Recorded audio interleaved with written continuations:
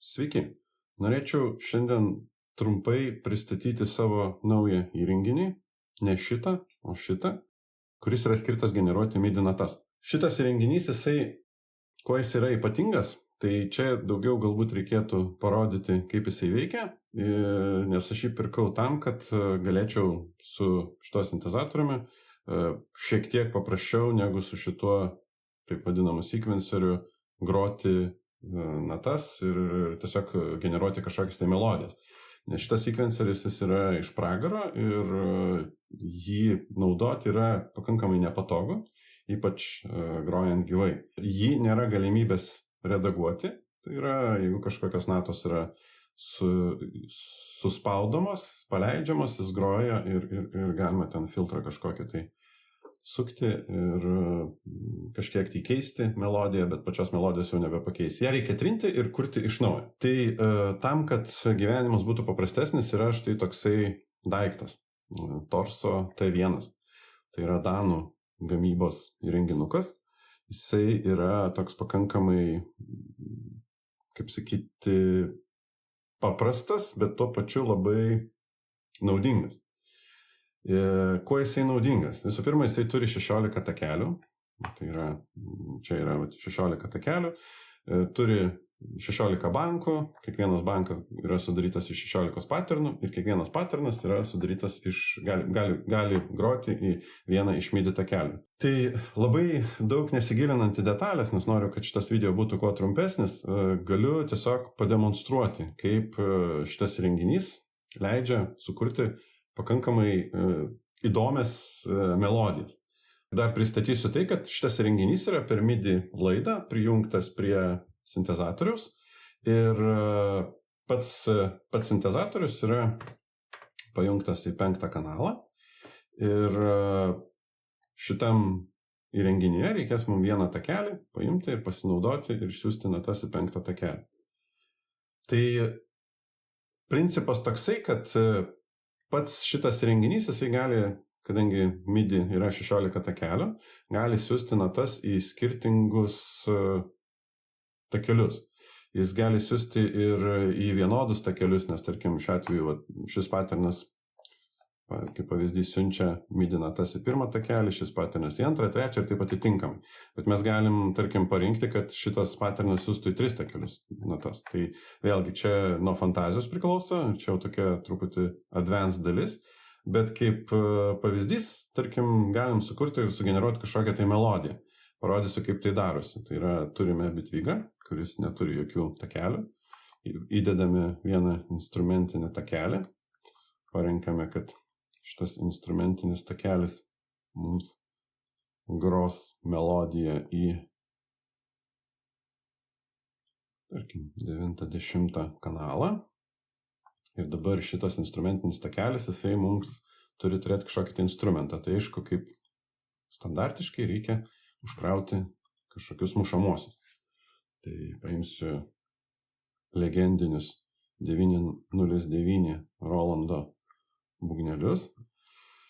Ir kaip ir šiuo atveju, kaip ir viskas, dabar turiu nusistatyti, kad šitas instrumentas priiminėtų ne iš visų įmanomų torso T1 kanalų, bet man aktualus yra tik tai 1 kanalas, nes su 5 kanalu aš grosiu šitą įrenginį. Ir šičia mes turime tokius instrumentus, galim paklausyti, kaip jie skamba. Tokie legendiniai 909 garsai.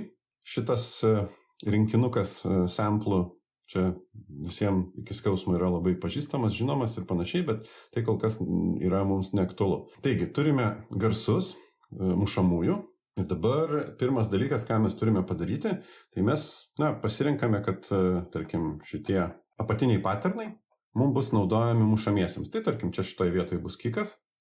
Ir tiesa, iš anksto, kad būtų paprasčiau, kadangi kiekvienas patternas yra atskiras kanalas, o kadangi aš čia nustačiau, kad mano torso jisai laukia MIDI natų ateinančių į 1 kanalą, tai aš ką padarau, aš tiesiog paimu ir paprasčiausiai kiekvieną iš šitų kanalų tiesiog nustatau, kad tai yra šis paternas sius į pirmą MIDI kanalą natas ir aš jį pakopijuoju. Tai yra parenku, čia yra toks Ctrl mygtukas, copy, jis veikia, čia šiaip yra valymo mygtukas, bet su Ctrl jisai veikia kaip kopijavim ir parenku kurį, į kurias vietas nukopijuoju. Tai jis, aišku, nukopijuoja visus nustatymus, bet čia man buvo aktualu tik tai tas, kad visi šitie takeliai dabar jie keliaus į atitinkamą MIDI natą. Tai dabar turime pirmą takelį ir pirmas takelis, jisai dabar kol kas nieko negroja. Jeigu aš paleidžiu kažkokias play mygtuką, čia šitoje vietoje matos, kad niekas negroja. Na, aš galiu, pavyzdžiui, kad kažkokie tai sudėjau 2 kikus ir, aišku, galbūt logiškiau būtų taip juos sudėlioti. Ir dabar bitvige aš tiesiog arminu takelį. Užarminus takelį matosi, kad nata groja, tos 4 natos, jos groja truputį ne į tą vietą, tai yra C3 nata. Šitoje vietoje matosi, kad yra C, tik tai, kad yra trečia oktava. Tai šitą natą aš truputį nuleidžiu į apačią. Nulipu žemyn, matosi bitvige, kaip jinai leidžiasi į apačią ir nusileidžiu dar į apačią. Ir dabar bitvige matosi, kad šitas instrumentas jisai groja 4 natas. Aišku, primityvės, kaip girdite. Tam, kad būtų tyliau, aš dabar tas natas panaikinu, nes, kaip matote, galima dėlioti natas taip kaip pritinka, bet šito įrenginio paskirtis yra šiek tiek kitokia. Tai yra, čia spaudyt pirštu nėra pats patogiausias būdas. Tai aš dabar lygiai tą patį padarysiu šitą paterną, nukopijuosiu likusias vietas, kad turėčiau offsetą, kad čia visur būtų kikas. Kaip pavyzdys. Tai yra kikas ir visur bus dabar C2, visur bus ne C2, o C1 nata šitoje vietoje. Tai yra. Ir dabar kas atsitinka. Aš turiu vieną paterną ir aš pasuku į knobą, kuris vadinasi pulsai, per vieną poziciją. Pasuku per 2 pozicijas, atsiranda 2 natos, atsiranda 3 natos, atsiranda 4.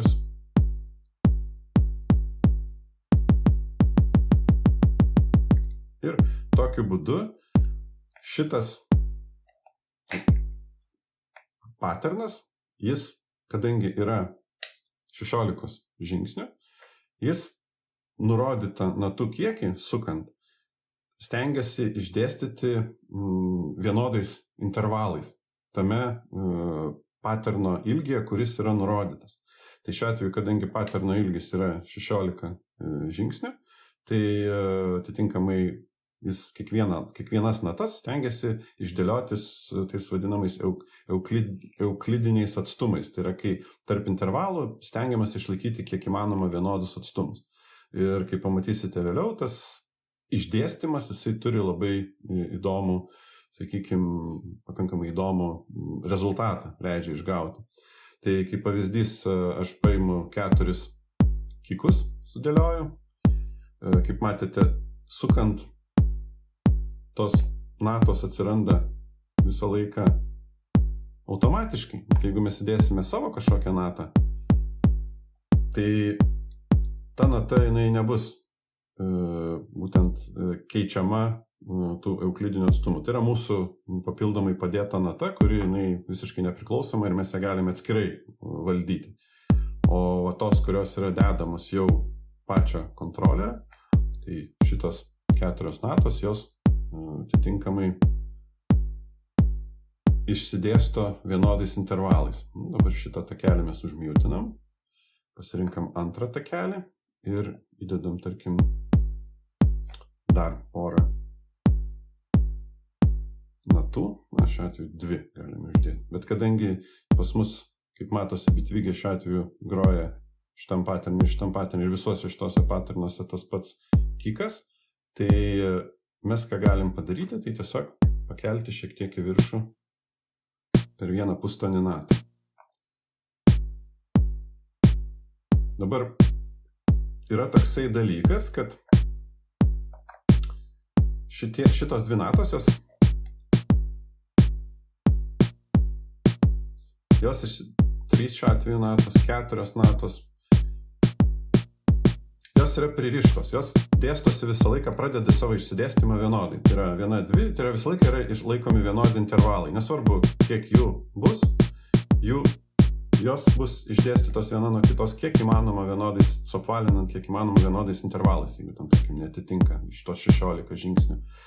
Bet dėstant natas mes galim truputį kitaip padaryti. Mes galim paspausti šitą mygtuką ir tas natas pasukti truputėlį. Ir dabar turime, jeigu dėstysime papildomas natas, jos bus pastumtos į vieną arba į kitą pusę, nes mes galim stumdyti tiek į vieną, tiek į kitą pusę. Paliekam kol kas primityvų ritmą. Ir čia yra home mygtukas. Pasirenkame kiką ir dabar, kad šitas kikas būtų šiek tiek įdomesnis, tai mes galime tiesiog paimti, kadangi čia yra ciklai, tai kiekvieną ciklą, tai yra pasikartoja vienas patternas ir jisai sukas ir galima 16 ciklų padaryti. Tai kadangi turim pagal nutilėjimą 4 ciklus, tai pavyzdžiui, paimam ir paredaguojam šiek tiek patį paskutinį ciklą, tam paskutiniam ciklui uždedame tokią pabaigą.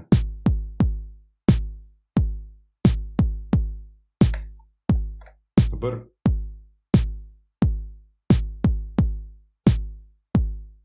šitam cikle taip atrodo natos, šitam cikle atrodo taip natos, paskutiniam cikle natos atrodo šitaip.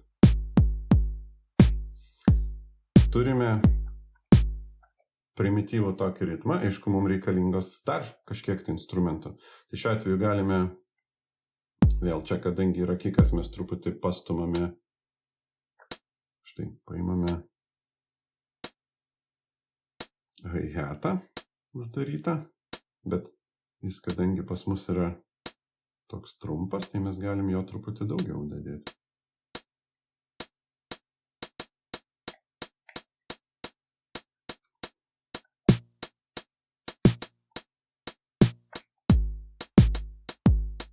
Dabar hi-hatas šiek tiek per garsiai groja, mes jį truputį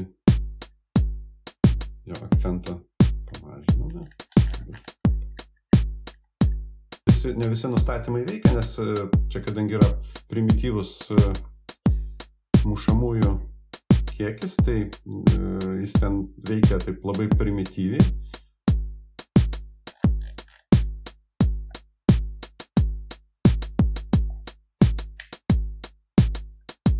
Dar yra toksai dalykas, galime pasinaudoti pakartojimais.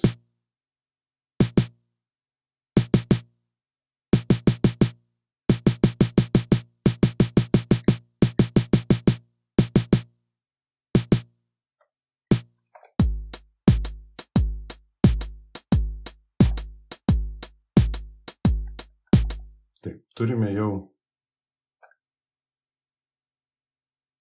3 instrumentus, paimkime dar vieną.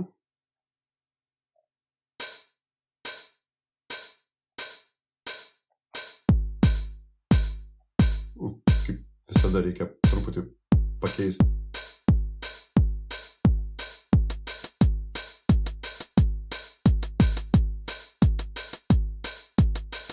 Galim šiek tiek padidinti tempą.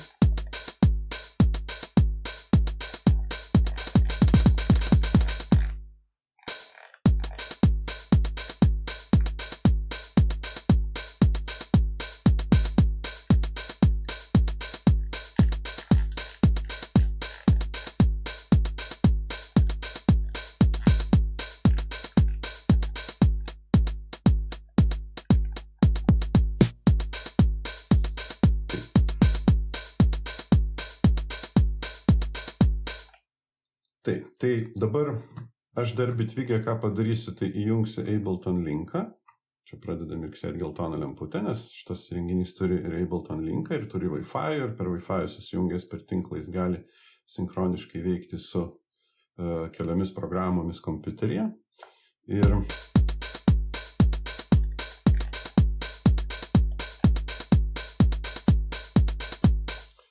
šiek tiek pakeisiu kitą rinkinį, nes paprastasis 909 bitvigė neturi velocity nustatymo, akcentai ten neveikia, tai vat norėjau parodyti, kad čia jau iš karto jaučiasi, kad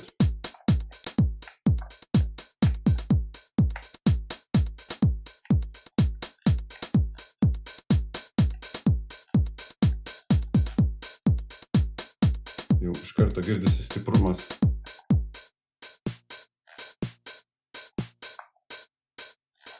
Galima susilpninti garsą. Po to dar galima bus jį šiek tiek randomizinti. Na, tarkim, galima uždėti čia. Jis girdisi, kad šiek tiek banguoja. Tai yra dėl to, kad yra uždėtas akcentas. Nes šiaip jis turėtų skambėti pagal viską vienodai. Tai yra vienodų garsumų šitas atidarytas hi-hatas. Ir jeigu aš akcentą šiek tiek pareguliuoju, tai jisai atitinkamai pagal tam tikrą būdą, čia su control mygtuku akcento yra grūvas vadinamas, tai čia leidžia pasirinkti, kokie užtilimai yra, kaip jie veikia, tai šiuo atveju čia yra, matosi 8 žali pasirinkimai, apačioje yra sinusoidė, pjūklas ir kitokios LFO kreivės, o viršutiniai 4, jie yra toks truputį skirtingas grūvas, jisai ten pritaikytas kažkam tai labiau arba mažiau. Na, tarkim, snėras jis per pakankamai galima truputį girdisi net ir susteinas, kai galima labai sutrumpinti, uždaryti, atidaryti hi-hatą arba palikti su ilgesnė uodegai. Tai yra, kai nata jau yra pakankamai ilga. Paliekam tokią. Čia šiuo atveju. Na, labai gerai girdisi akcentas ant. Lygiai tą patį darom. Jie skamba vienodai. Pagarsinti, kad stipriau arba ten labai silpnai saksėtų, truputį jos patrumpinti galim, bet čia, aiškiau, jo nepatrumpins, nes pats samplas yra pakankamai trumpas, tai nėra prasmės įtrumpinti. Galima jį pailginti ir atitinkamai, vėlgi, akcentas į kairę pusę ten veikia vienaip, į dešinę pusę nuo centro, čia yra centras, matosi, veikia šiek tiek kitaip. Nepasakos, nesigilinsiu į detalės, nes čia instrukcija šitą įrenginio per 230 puslapį, tai visą perskaičius ten ir tai dar ne viską atsimenu detalių, kur kas kaip keičiasi, bet esmė tokia, kad turime tokį ritmą. Aišku, dar mums bus reikalingas, kaipgi be jo,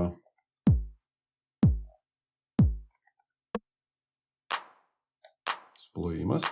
Irgi uždėsim truputį akcentų, kad šiek tiek skirtusi.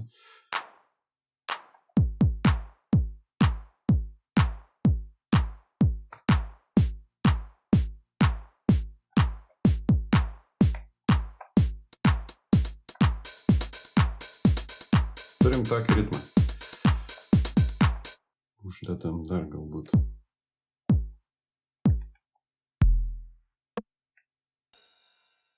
Raidas nereikalingas. Galim kongą dar uždėti.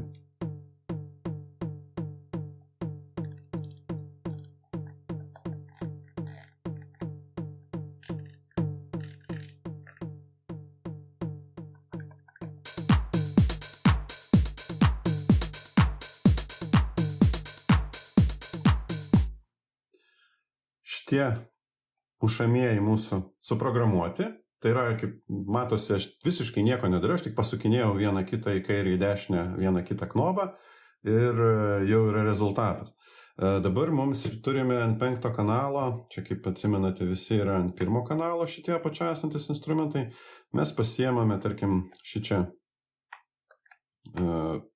patterną iš čia Ir tą paterną mes galime pakeisti jam kanalą į 5, nuimti nuo 1. Ir lygiai taip pat padedame 2 natas. Kažkaip tai prieš tai jisai matėsi, kad mirkčioja, bet mes neturime garso. Grįžtame į Bitvigą, nes natas jis gauna tiesiogiai šito įrenginio. Tai yra, jisai sujungtas čia šituo storuoju ir šituo laidu per perėjimą tokį. Ir dabar mums reikia, grįžus į Bitvigą, įtraukti dar papildomą audio takelį. Ir tam audio takelėje pasirinkti, į kur šis instrumentas gros. Mano nustatymas jis ateina į 9 kanalą. Ir šiuo atveju paleidus, taip, mes girdime, matosi šitoje vietoje, kad groja į 9 kanalą, bet aišku, mes turime pasirinkti lygiai tokį patį išėjimą, tai yra į 90 kanalą.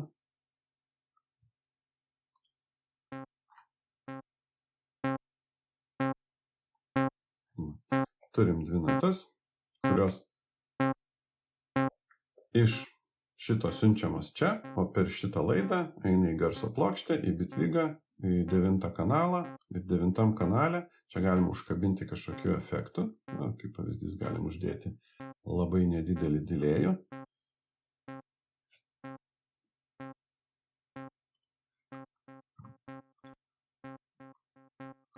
Kad šiek tiek įdomiau skambėtų.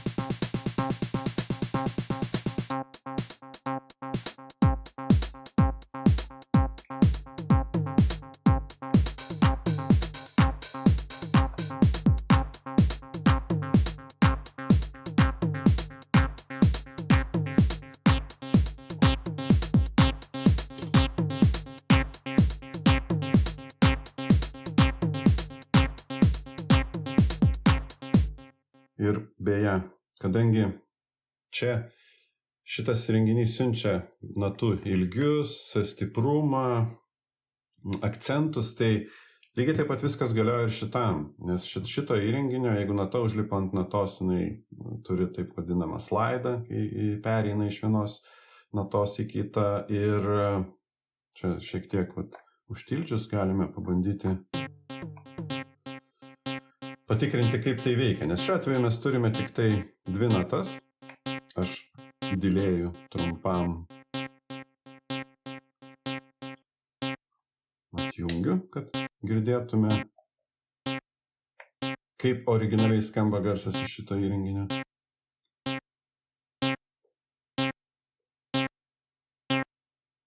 Nuimu filtro moduliaciją dažnių.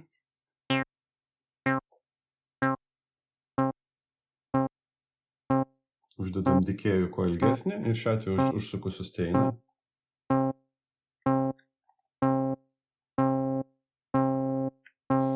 Bet kadangi natos yra vienodos, tai mums reikia paimti, pavyzdžiui, pasirinkti minor pentatonic scale. Šiuo atveju paliekam root nautą C ir dadedam dar, pavyzdžiui, 2 skirtingos, kad natos grotų. Bet čia tai nesuveikia, nes jos dabar groja akordais. Panaudosim pianinui akordus vėliau. Ir dabar ką mes galime padaryti, tai tiesiog parinkti, kad mūsų, čia taip, kad gražiau atrodytų, kad mūsų taip vadinamas voicingas būtų mono, nes jis groja 2 natas vienodai. O dabar jis groja iš pradžių vieną, po to kitą. Dadėsiu 3.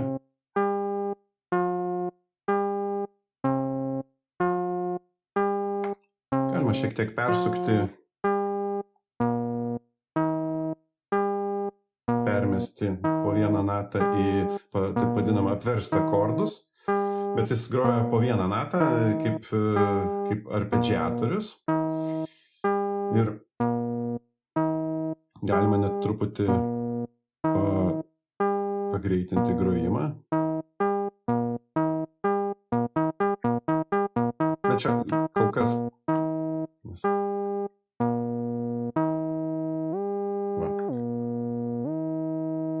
Girdisi kaip nata pervažiuoja į kitą. Mes galim tą slide time'ą padaryti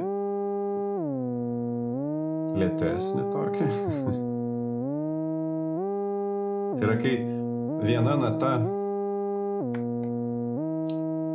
užlipa ant kitos pagal jos laikymą klavišų ilgumą, tai tada šitas instrumentas turi tą taip vadinamą slaidą.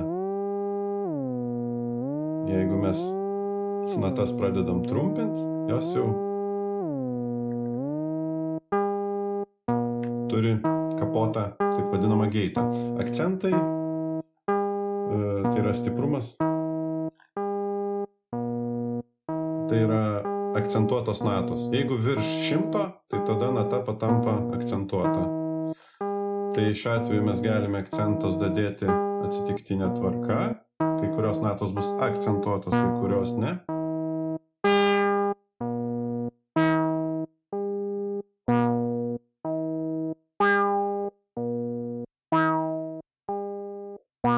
Šiek tiek nelabai kokybiškas. Šiaip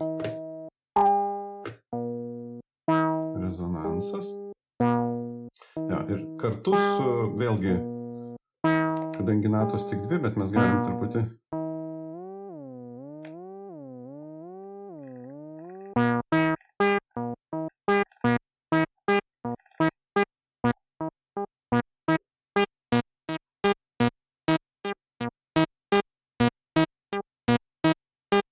šiek tiek per aukštai. Pastumam į apačią.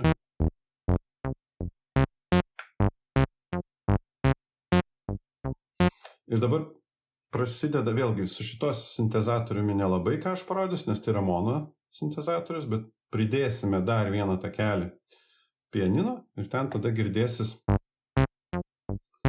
įdomesni dalykai.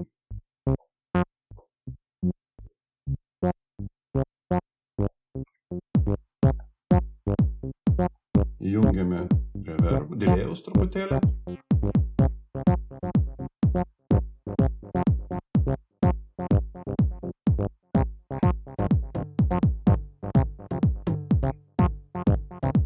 Noriu kongų daugiau.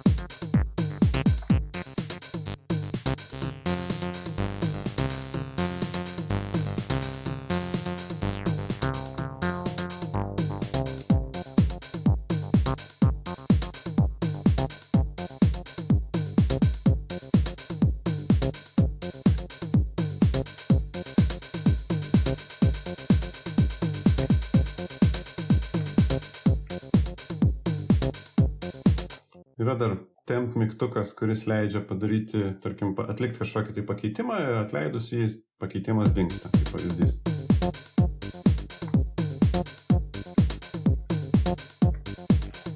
Čia šitas jau taip nesigirdi, nes užmiutintas, kaip pavyzdys.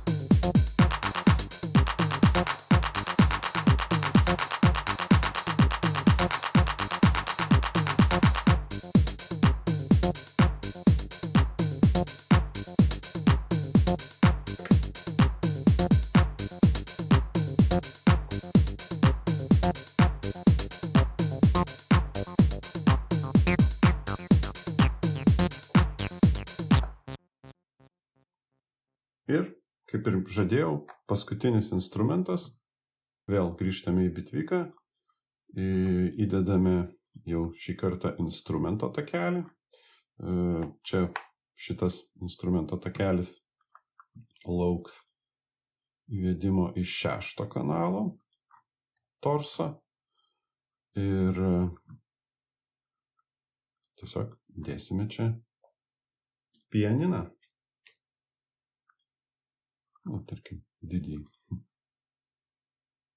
Vėl viskas, principas yra tas pats, tik tai šiuo atveju šiek tiek pabandysiu pasižaisti su akordais. Kaip paleisim čia. Viską užtildome.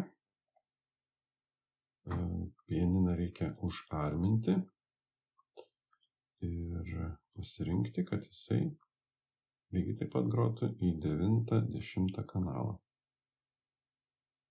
Šiuo atveju. Taip. Kažkodėl parinkau antrą takelį. Tai yra ne 6, o 2 neteisingai parinkau. Pataisau į antrą takelį. Vėl grįžtam prie to pačio. Parinkam minor scale. Parinkam daugiau natų. Šiek tiek per aukštai.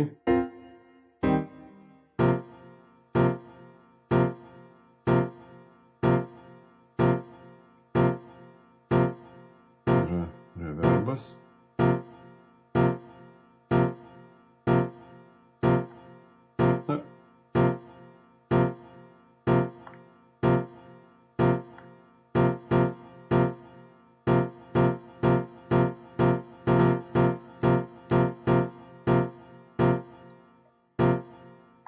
Ir kadangi dabar natos kartojasi, yra taip vadinami voicingas ir ranges, tai yra tarp savęs du susiję parametrai, vėlgi tam čia parametrai jame vienas su kitu susiję, kaip kartojimas ir kaip greit kartoja, tarkim voicingas ranges, tai yra kaip akordai lips į viršų, lips į apačią, tai yra įvairūs tokie nustatymai, kaip pavyzdys. Bet gal aš noriu čia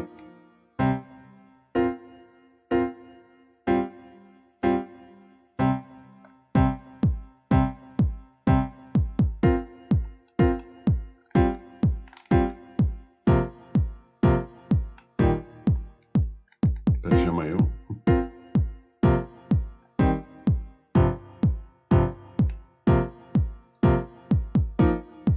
Šiek tiek apverčiam.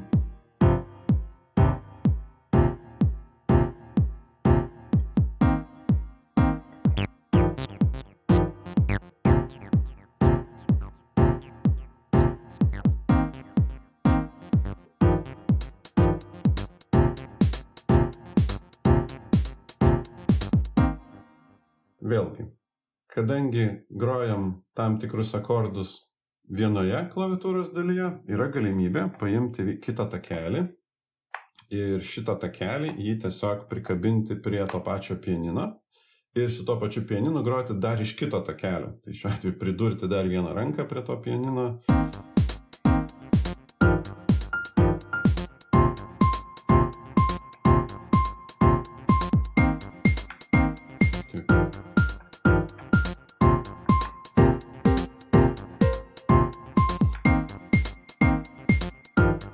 Pakeičiam voicingą į ne akordais, kad grotų, o arpeggio.